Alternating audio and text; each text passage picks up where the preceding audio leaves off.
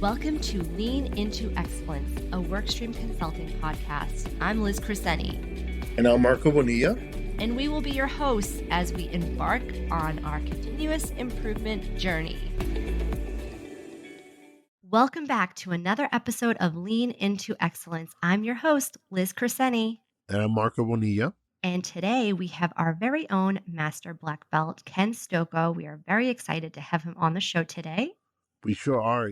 Ken and I have been working together about 5 years. It's been a great pleasure getting to know him and getting to learn from him. So welcome, Ken. Yes, welcome to the podcast, Ken. Hi, thanks, Liz. Now, could you give the audience just a brief bio of your background and introduce yourself? Sure. My name is Ken Stocco. I live in Duluth, Minnesota. I've been with Workstream Consulting for about 5 years. Prior to that, I worked in mining and mineral processing for 28 years. During that time, my responsibilities included quality assurance, managing the testing laboratory, process engineering, asset management, project engineering, and project management, as well as during that time, I got my Master Black Belt and my Black Belt certification in Six Sigma. I also served 4 years in the Army and 16 years in the Army National Guard and retired at the rank of Major. In addition to my relationship with Workstream Consulting, I have my own consulting company, Practical Process Improvements, and I currently work as a part-time adjunct instructor for Minnesota North University. I have a bachelor's degree in chemistry and a master's in management. Thank you for that. Marco, you better be locked in today. We have a major on the line with us. Yeah, he's going to make me look bad. I know. I'm taking notes, though. I'm taking notes. Yes, awesome. Well, we're looking forward to it, Ken. Thanks for coming on. So the purpose of this podcast today is to talk about qualitative methods. Ken's here because he'd like to do a deeper dive onto the framework around qualitative methods for Lean Six Sigma. Thanks, Marco. And during this podcast, I'd like to compare and contrast qualitative versus quantitative methods. But first, I'd like to kick off with just a little story to kind of show where we're going with this. This is New Year's, and everyone has New Year's resolutions. And a lot of us have a resolution to exercise more. So let's use that as an example of how we use quantitative versus qualitative methods. I start off with a qualitative idea. I'd like to exercise more. And I follow that up and say, well, I think the way I should do it is buy some home exercise equipment. And then I say, what's the best type of home exercise equipment? And I agree, I agree to say it's an exercise bike. And typically what happens then is I immediately start researching exercise bikes, looking at them based on cost, their size, the different features they have, their ratings and review. And in the end, the result is I have used quantitative methods to select the best exercise bike I can find. But by skipping over and glossing over the qualitative or brainstorming type methods, I may have the best exercise bike, but I may not have the best exercise plan, right? I left everything else off the table, things like outdoor activities, going to a gym, joining a sports league. So that's what I want to talk about today is if we go too fast to the quantitative methods, we leave a lot of good possibilities on the table. That's excellent, Ken. Yeah, we tend to be, especially those of us who are STEM backgrounds, we tend to focus on the numbers, right? Not on the words or the concepts. So the reasons why, right? So this is really important. Yeah, and if we jump back to the basics, Lean Six Sigma is a team-based process improvement approach that utilizes data-driven decision making, and we can think about the tools and methods used within Lean Six Sigma as qualitative and quantitative. And the qualitative, they're based on process knowledge and the team's experience. In other words, we're gathering information from the team to help us solve the problem or make the improvement. Examples of this include brainstorming, process mapping, visual and graphical tools. And I'd like to add a couple of things to that, Ken, if you don't mind. In Sure. one of the classes I teach in the MBA program, we do market research. And there's a couple of extra things that we do in market research that's very qualitative and very important is observation studies, focus groups, questionnaires, very, very similar tools that we can leverage here in Lean Six Sigma. Yeah, that's right. And another thing to add about qualitative, and it isn't a direct one-to-one, but for today's discussion, when we talk about these qualitative tools I listed, you could think about them as divergent thinking. In other words, what could be? what could be the cause of this problem? What could be the way that we make this improvement? And we can contrast that with quantitative methods, which generally are based on data and statistical methods. And we use these to determine what is the problem and quantify the nature of the problem or the relationship between an input and an output. Right. But the quantitative, as you said, will never tell you the why, right? It points to a direction. Right. And using my example of the exercise bike, I could use quantitative methods to determine which is the best exercise bike to buy based off of data, but it's not exploring all the possibilities. In other words, it's the quantitative methods are, as opposed to divergent thinking, they're convergent thinking. They're converging on one solution. And the whole idea of today's podcast is if we move to that convergence too quickly, we may leave the best solutions behind. Right. Because numerically, that might be the best solution on paper, but it might not be the best solution for you, ultimately. Right. So we can gain a lot of benefits by increasing our focus and elevating the importance of qualitative tools. And, some of the reasons for that, because qualitative tools draw heavily on the team's knowledge, experience, and opinions, there's no better place to gain a better understanding from those who work in the process every day. And in addition to that, drawing on the team's knowledge goes a long way in increasing buy-in and ownership of the solution when we come to it. If you go to the people that are doing the work and ask their opinions, when it comes time to make the change, they're going to be a lot more willing to embrace it and to support it. Outstanding. Yeah, absolutely. So Ken, tell me, what tools you like to use that are quantitative. Yeah, some examples of quantitative tools that we use in Lean Six Sigma would include things like descriptive statistics. That's where I'm looking at data that I have from a sample and I'm understanding the nature of that data. Where's the average or the mean? What's the variation around the mean or the average? What's the shape of or distribution of the data? And then another tool would be inferential statistics, where we're gaining an understanding of the entire population based off of that sample. And then when we have inferential statistics, that allows us to do things like hypothesis tests, which is determining whether there's a true statistical difference between two inputs or two outputs. Statistical control charts, a whole area of quantitative tools that fall under the category of design of experiments, where we're refining or getting a better understanding of the relationship between inputs on an output of a process. But the thing that they all have in common, as opposed to the qualitative tools, is they're all convergent. They're all converging on an answer. We're using the statistics to come to a conclusion. And that's the big distinction. What I'm calling qualitative tools on this discussion are divergent. We're trying to think of everything that could be. And once we've identified everything that could be, we use the statistical tools to identify what is the problem or what is the cause or what is the solution. Ken, can you do a deeper dive in the qualitative tools in Lean Six Sigma? Sure, we talked about qualitative tools already, and to expand on them a little bit, one of them I mentioned was brainstorming or mind mapping. What this is you're trying to gather a lot of ideas from the people involved with the issue or the problem that you're trying to solve or the improvement you're trying to make. We're not evaluating how good the idea is or which one is best. We're just trying to get a lot of them. And once and this is a creative process. We're trying to get as many ideas, get the thoughts going, and you can go and search the literature and the internet and find all kinds of methods to do this. But the thing they all have in common is we're trying to get a large number of ideas or solutions or potential problems from the people who are doing the work.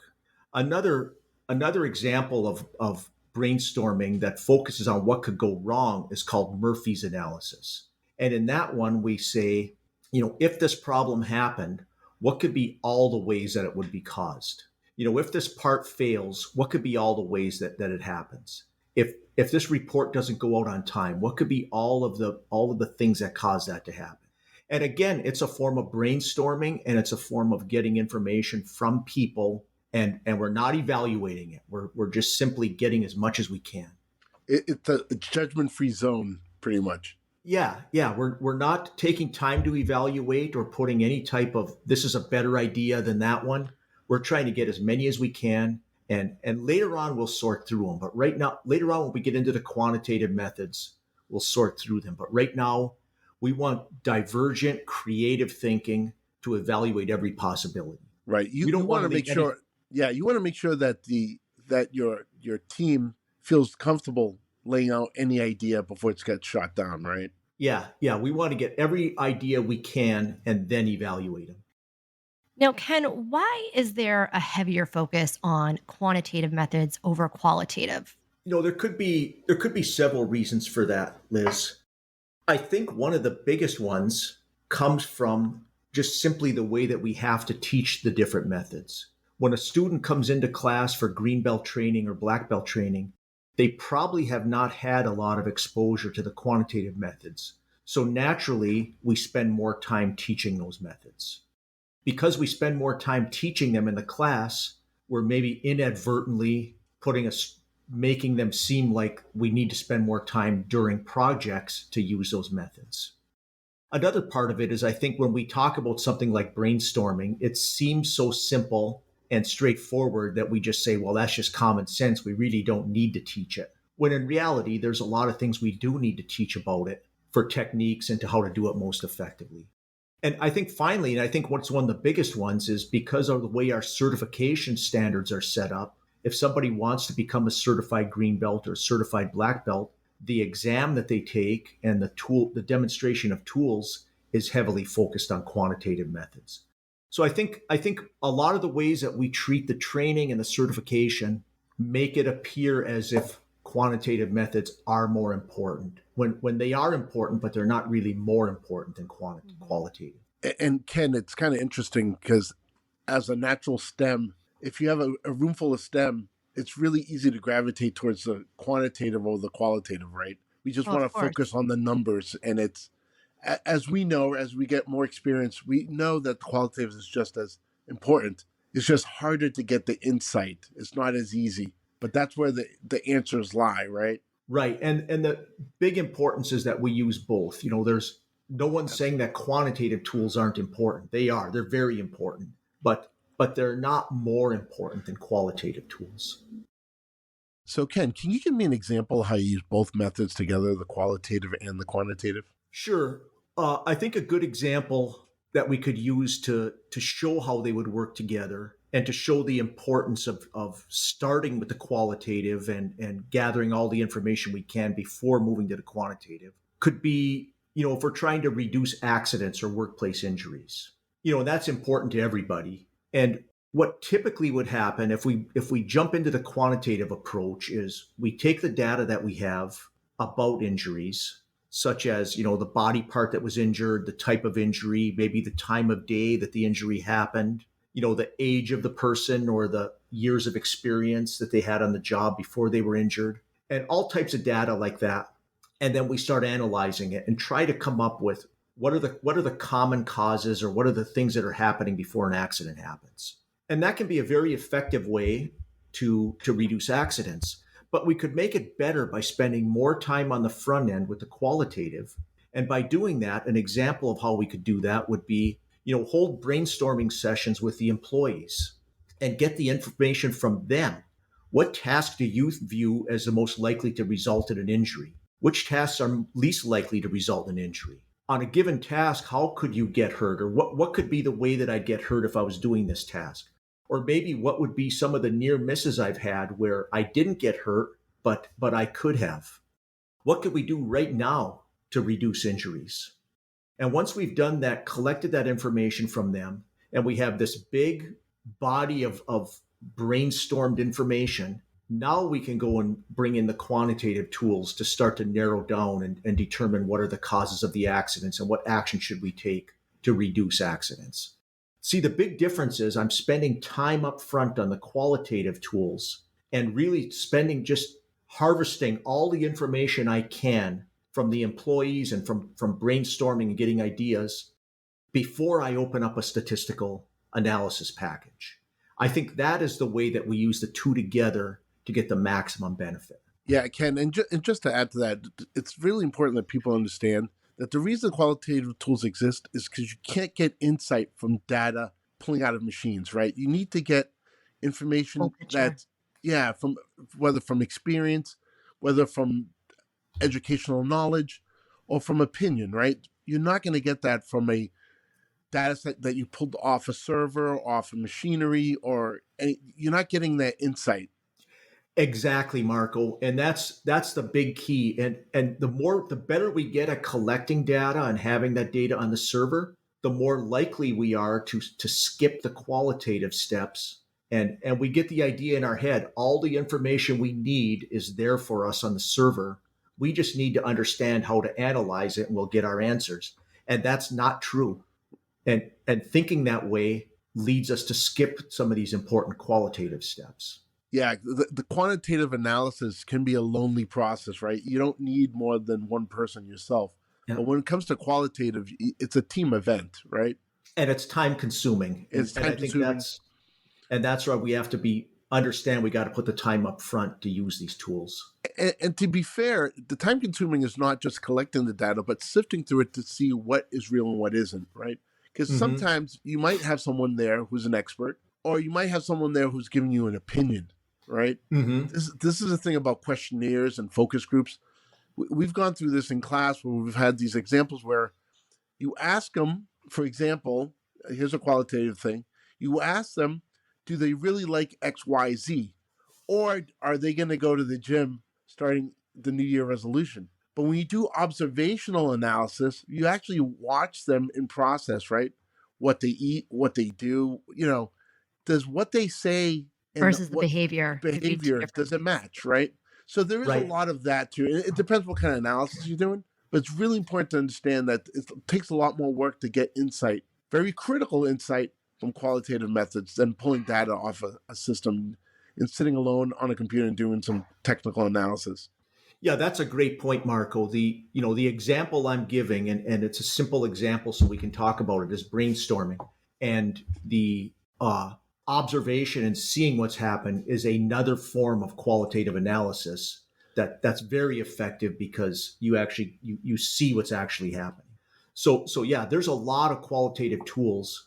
We've talked about brainstorming as kind of the one we're using to carry through this whole thing, but it applies to all of them. Is use the qualitative tools. They don't replace the quantitative tools, but they supplement and they augment and they set up for the more effective use of the quantitative tools. Absolutely. I think you would agree because the experience we've had is sometimes you have to go to the Gemba. You have to go to the place Yeah, the yeah. work's being done and actually see is does it match what you think it matches or what you've been told, right? So again, back to that observation. They Yeah. they can be saying they're doing one thing, but out of habit or just knowledge, experience, they're doing something else, right? Mm-hmm. So, Ken, as Lean Six Sigma practitioners, what can we do to ensure that we're getting the most benefit from both methods? Well, I think the first thing is, and we spent a lot of time in our conversation today talking about it, is make sure that everybody understands the relationship between the qualitative and the quantitative. And understanding that relationship is the results of the quantitative depend on how thoroughly we do the qualitative ahead of time. Because if the data isn't in the set that we're analyzing, it can't show up as a result. Also, we talked a lot about how we do the training. I think when we're as trainers, it's important that we emphasize the importance of the qualitative tools. And even though they seem simple and straightforward and common sense, they do need to be practiced and we do need to get good at using them to get the best benefit out of them. And then I think finally is just as we're going through projects and we're working with the project leaders and trying to arrive at a solution, ask the questions. Did we get everything we can out of our team early before we jump to the statistical analysis? So rather than saying, what's my p-value on this hypothesis test, before we ask that question, let's ask, did we analyze the right data? Was the right data even included as a candidate to have the hypothesis test done on it? And I think if we think about all those things together and think about the whole thing as a package where Qualitative leads into quantitative. Divergent ends up with convergent, and we don't start with convergent thinking. I think that will make the use of the tools the most effective and give us the best results on our projects. Yeah, you're trying to cast the largest net, right? And then Mm-hmm. whittle down your catch. Absolutely. Exactly. Yeah. Great job, Ken. Thanks for coming on board. Thanks for having me. Look forward to hearing some more podcasts in the future. Yes, absolutely. Thank you so much for joining us today. As a reminder, new episodes are out every other Wednesday, and we will see you next time. Thank you. Thank you, everyone.